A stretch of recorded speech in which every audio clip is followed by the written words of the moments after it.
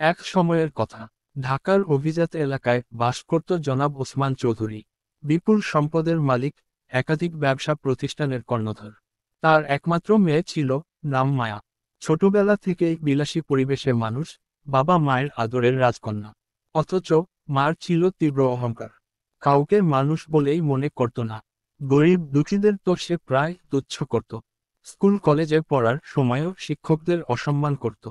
সহপাঠীদের দিকে তাকাতি না। বাবার টাকা আর প্রভাব দেখিয়ে চলত। মুখে বলতো, আমার বাবা চাইলেই কাউকে চাকরি দিতে পারে, আবার চিনিয়েও নিতে পারে। বাবাও মেয়ের এই স্বভাবের প্রশ্রয় দিতেন। বলতেন, আমার মেয়ে কারো ধার ধারে না, সেটাই তো আমাদের নামের মর্যাদা। এরপর সময় গড়াল। মার বিয়ে ঠিক হলো আরেক ধনকুবের পরিবারের ছেলের সঙ্গে।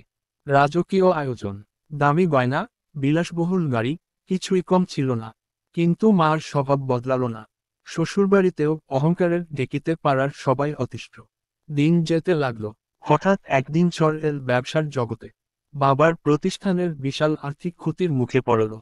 ব্যাংকের ঋণ খেলাপি, মামলার পর মামলা। চৌধুরী সাহেবের সম্পত্তি নিলামে উঠল। একদিন সব হারিয়ে পথে নামতে হলো। আরও বড় দুর্ঘটনা ঘটল। শ্বশুরপক্ষ যখন জানল যে মার বাবার আর কোনো টাকা নেই, তারাও মুখ ফিরিয়ে নিল। স্বামী বলল, তুমি ছাড়া তুচ্ছ সবাইকে দেখেছ এতদিন, আজ বুঝলে নিজের মূল্য কোথায়। অবশেষে মার স্থান হলো এক পুরনো ছোট্ট ভাড়া বাসায়। যেসব মানুষদের সে আগে তাচ্ছিল্য করত, তারা মুখ ফিরিয়ে নিল। বন্ধুরা কেউ পাশে রইল না।